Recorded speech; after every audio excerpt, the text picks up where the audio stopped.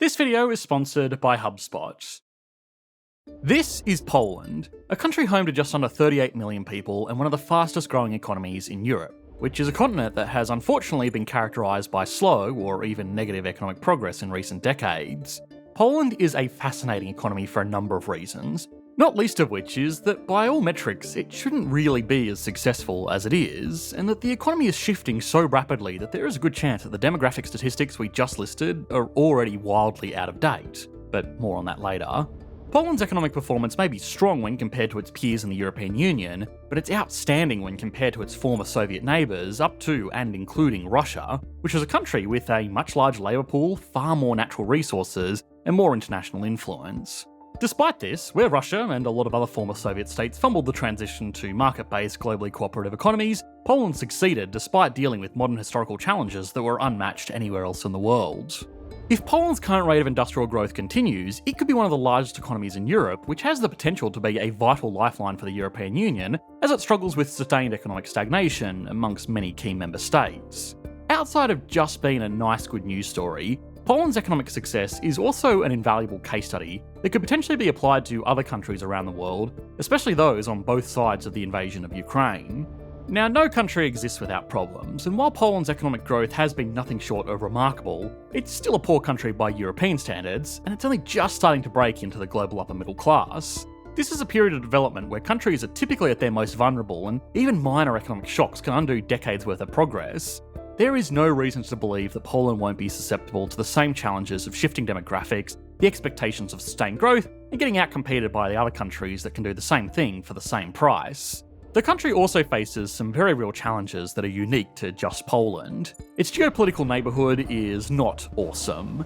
Part of the reason that it makes for such a great case study is because it's so geographically close to the countries that are going to need to learn its lessons.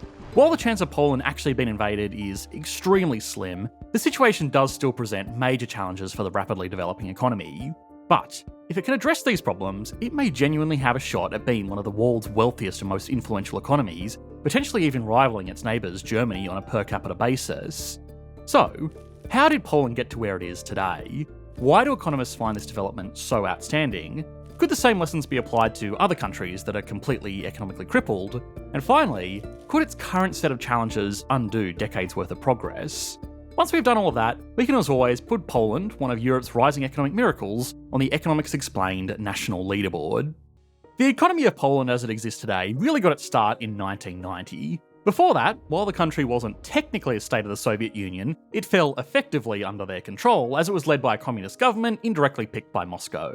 In 1989, with the failing dominance of the Soviet Union, the country elected a new party for the first time since the old government was ousted during the country's invasion in the Second World War. The new government set about the process of doing what a lot of former Soviet states in the region, including Russia itself, were doing: privatising. In the communist economic system of the Soviet states, and by extension Poland, almost all industries were state-owned, with very few exceptions. As these countries transitioned to free market economies, these state-owned departments needed to be changed into private companies. This was a surprisingly challenging process in all of the countries because it becomes difficult to decide who gets what. In established free market economies, state-owned assets are sold off all the time. A simple search of government privatisers should deliver a long list of articles about things like electrical grids, highways, and even state-owned banks that get sold off to private investors all the time. This is sometimes controversial, but there's nothing inherently wrong with doing this because oftentimes private enterprise with a profit motive and healthy competition can deliver better results and cost consumers less overall than public-run organisations with no competition and no particular incentive to be any kind of efficient. Of course, there is always a balance, and the real economic debate is to be had over what enterprises are best privatised and what are best kept as state services, rather than arguing that everything should be privatised or everything should be owned by the people. But with that small tangent out of the way, Poland did realise that its current extreme system of full state control over all industry was going to need a change. This rapid process of privatisation and adoption of free markets came to be known as shock therapy, because it was ultimately a necessary step for these countries, but its rapid and somewhat haphazard administration pushed all of the former Soviet states, and Poland, back significantly. And by the 1990s, none of these countries were doing too fantastic to begin with. The former Soviet Union didn't fall apart because its economy was booming. By the time of claiming effective independence, most of Poland's population lived in complete poverty, and the country had a per capita output of around $1,200 US, similar to a country like Zimbabwe or Pakistan today, accounting for inflation. Now, in Poland, economists still refer to this process of privatisation as shock therapy, but it was a lot less shocking than it was in the other countries. Poland didn't lose nearly as much economic capacity during the transition because its new government favoured a slow and steady approach to changing from a centrally planned economy. Most large industries remained under state control initially, and it wasn't until the mid-2000s that most major industries in the country were privately run. Instead of splitting up state assets and deciding who would get them in a process that, let's be honest, was wildly susceptible to corruption, Poland adopted the philosophy of if private industry really was better and more efficient, it would let its citizens build it up from scratch to compete with existing state-owned enterprises. The theory was that if the private sector was so great, it should have no problem outcompeting the large, cumbersome state-owned companies. This strategy still achieved the same end goal of economic liberalisation, but when compared to the other countries, Russia in particular, it didn't create an environment where people could just bribe or subvert their way into being handed the country's resources. They were simply liberated to go out and build wealth for themselves. Poland does have far fewer natural resources than its ex-Soviet neighbours, so there was arguably less opportunity to hand natural resource wealth over to a small group of oligarchs, but the slow and steady approach did mean that small local industries were allowed to grow basically from the beginning of market transition.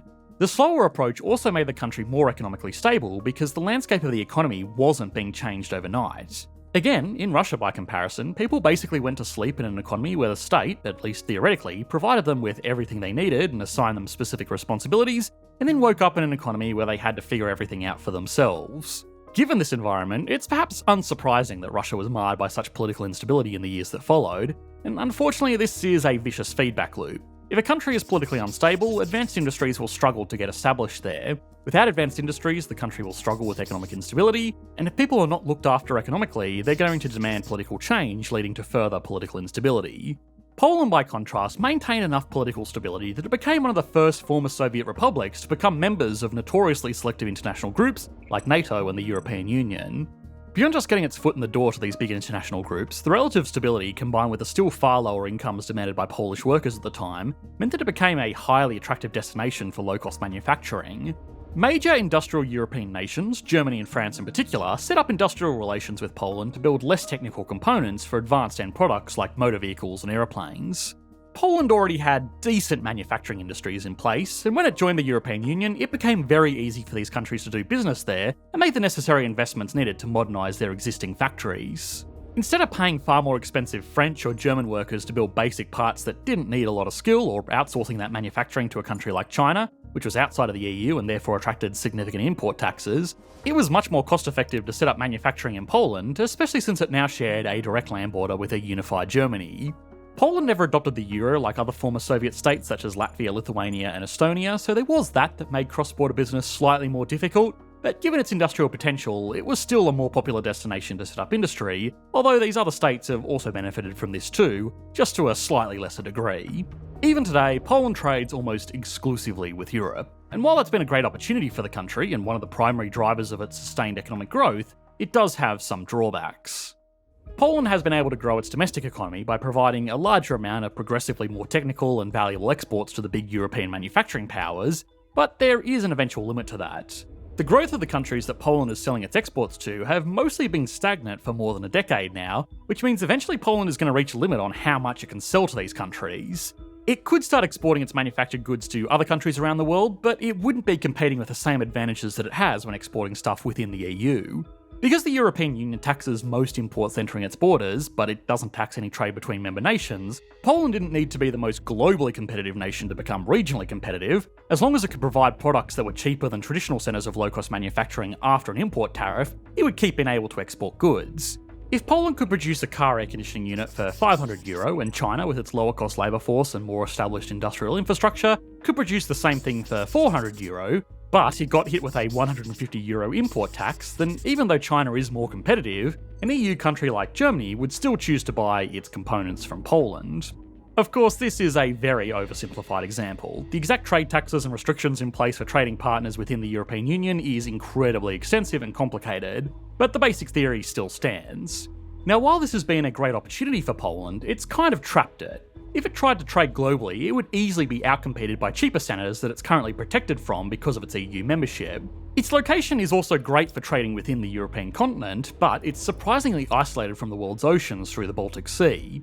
Now, other European countries have been able to competitively trade with the rest of the world, but for now at least, Poland doesn't quite have the same cachet of Germany, France, or even Italy, where global consumers are willing to pay a premium for luxury cars or consumer goods, because a handbag made in Poland doesn't quite elicit the same feelings of luxury as a handbag made in France. Beyond being restricted by its gilded cage of captive trade partners that aren't growing much themselves, Poland will also have to deal with the fact that as it and its people continue to grow wealthier, they're going to become less competitive. Today, after 3 decades of sustained economic growth, Poland has a GDP per capita of $18,000, about 50% higher than the global average, but still significantly lower than most other European centres, especially those in the West. But if this continues to grow at the rate it currently has been, which hopefully it will, then wages are going to continue to grow as well, which they have been. Eventually, Poland is going to lose its comparative advantage as a low-cost destination for manufacturing to other Eastern European countries that are coming up behind it. This is known as the middle-income trap, where a country becomes too rich to be competitive with low-cost labour, but not rich enough to develop its own advanced industries. This is something that we've explored many times on the channel before when we looked at economies like South Korea, Japan, Taiwan, Vietnam, Brazil, and even China. Some countries can successfully make the jump, and some really do struggle and end up going backwards. The only difference in Poland's case is that it's falling into the middle income trap within a market that itself is struggling to remain globally competitive, and that's just the first of the country's major challenges. Most economists agree that membership in the EU was a positive step for Poland. Not only did it clearly demonstrate that it was a country worthy of being let into a fairly exclusive club, it also gave it a captive market to grow its economy off of, but it didn't come without drawbacks. The first was simply that because the EU reduced the barriers to workers finding a job in any member country to effectively zero, Poland had a major problem with brain drain. The smartest, youngest and most productive workers now had the option to stay in Poland, or they could alternatively go just across the border into Germany, where they could earn on average twice as much for work in much the same industry.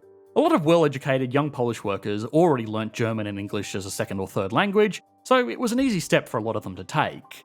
Additionally, a lot of the same companies that were operating in Poland to produce component manufacturing parts also had operations in wealthier Western European countries, so a lot of Polish workers could stay with their employer while getting a job that paid more. Remittances, where workers moving money over the border would send money back home to their families in Poland, at the peak accounted for nearly 3% of total GDP, which did help, but it didn't make up for the lost tax revenue and labour force, since it was mostly young workers at the peak of their career. From the perspective of a heartless economist with a singular focus on maximising output, this situation meant that Poland just had the leftovers of people that were less economically ambitious or older, and on average required more social services while contributing less to the tax base. This trend obviously slowed growth, but as we explored earlier, incomes are rising, and now the difference between working in Germany and working in Poland is not as extreme as it was even a decade ago. As that creates the problem of the middle income trap, it's also solving the problem of brain drain, provided that Poland can find work for all these people returning home. The movement of young workers should be closely monitored, but it's no longer the country's primary demographic concern. Outside of the countries directly involved in the conflict, the invasion of Ukraine has perhaps most intensely been felt in Poland. It has the same energy concerns as most other countries in Europe, but on top of that, given its geographic position directly bordering the conflict zone, it's been used as a base of operations by forces supplying military and civilian aid to Ukraine. It's also been by far the most popular destination for over 1.6 million refugees fleeing the conflict. Given Poland's own extensive history being stuck between major powers in Europe and Russia, the country is being accommodating, but it's coming at a significant cost. 1.6 million people entering a relatively small country within the span of 2 years is going to be an economic shock no matter what. But a large share of these people are elderly or young children. Again, speaking as an incredibly cold-hearted macroeconomist, people that consume more resources than they produce. Tragically, of course, there is currently no end in sight for the conflict, and even when fighting does stop, many commentators expect that people won't move back because of the relative safety, better job opportunities, and higher living standards offered by Poland. Some issues are more important than maximising economic output, and this is clearly one of them. But it also has to be recognised that despite all of its success in recent decades, Poland is still not a rich advanced economy, yet at least. And a major shock like this has the potential to undo a lot of the progress the country has worked very hard for, while it makes the difficult, often perilous transition from a manufacturing centre to an advanced service-based economy. In addition to this huge demographic shift, Poland has also made commitments towards massively expanding its military. If it sticks to these plans, it will have the largest military in Europe, and be spending as much as 5% of its total economic output on a military that will hopefully never be needed. That is a larger percentage than it was spending during the final years of the Soviet Union, and more than double what it is at the moment. National defence is a crucial aspect of any country, and it's understandable that Poland wants to take a proactive approach to looking after itself, given its vulnerable location in the world. But this is going to be a significant economic burden on top of a growing number of other economic burdens that Poland is going to need to manage to continue its growth and catch up with its European peers. Okay, now it's time to put Poland, one of Europe's fastest growing major economies, on the Economics Explained national leaderboard. Starting as always with size, Poland has a GDP of $688 billion, making it the 21st largest economy in the world, ahead of Argentina and a fair way behind Switzerland. Even still, this is a major economic force, so for now it gets an 8 out of 10. That output is spread out over a population of 37.7 million people as of 2020. As we explored in this video, that population is significantly higher now due to an influx of refugees from Ukraine, and as population increases, all other things being equal, GDP per capita will decrease. But according to the most recently available statistics, the country has a per capita output of $18,321, which is in line with regional peers like Croatia and Hungary, as the 52nd most productive country in the world on a per capita basis. Poland gets a 6 out of 10. Stability and confidence is an interesting one. The country itself has shown that it can avoid problems with endemic corruption and economic mismanagement. It's not perfect, but it's by far and away better than most former Soviet states. The country has also been able to cultivate strong international relations and avoid higher levels of government debt, something that will likely pay significant dividends with the economic challenges it's facing as a result of losing its cost-competitive regional advantage and the war in Ukraine. Economic problems like these are always going to be a challenge, but a barely sustainable level of debt can quickly turn a challenge into a crisis. And for now at least, the debt rate in the country should be easily manageable, especially since it also has easy access to the world's second most traded global currency, the euro. Balancing the good with the bad, Poland gets a 7 out of 10. Growth has been strong by regional standards, but that particular region is made up of countries that have been experiencing very slow and often even negative growth. Poland's slow and steady approach has been a blessing in disguise though. Countries that can boast double-digit economic growth figures year after year are more often than not resorting to some very unsustainable practices to achieve that growth, which can easily come at the expense of long-term economic success measured over decades. In many ways, Poland's roughly 5% annual growth rate is kind of the sweet spot for a rapidly developing economy. But even still, it's below the true outliers over the past decade, so it gets an 8 out of 10. Finally, industry. Poland has built a very strong manufacturing industry, and today it's moving into more advanced value-adding services like technology, finance, and engineering. For now, it gets a 7 out of 10 because it's still growing and none of its industries are world-leading in any capacity, but if it keeps developing like it has been, that could change very quickly. Altogether, that gives Poland an average score of 7.2 out of 10, which puts it up here on the leaderboard. A very respectable position, and one that will hopefully be even better when exploring this rapidly developing economy in a few years' time. We compared Poland's relative economic success a lot to Russia's in the post-Soviet era. Now, we've already made an entire video on this one from Russia's perspective, so we didn't want to repeat too much here, but you should be able to click to that video on your screen now for the full story. Thanks for watching, mate. Bye.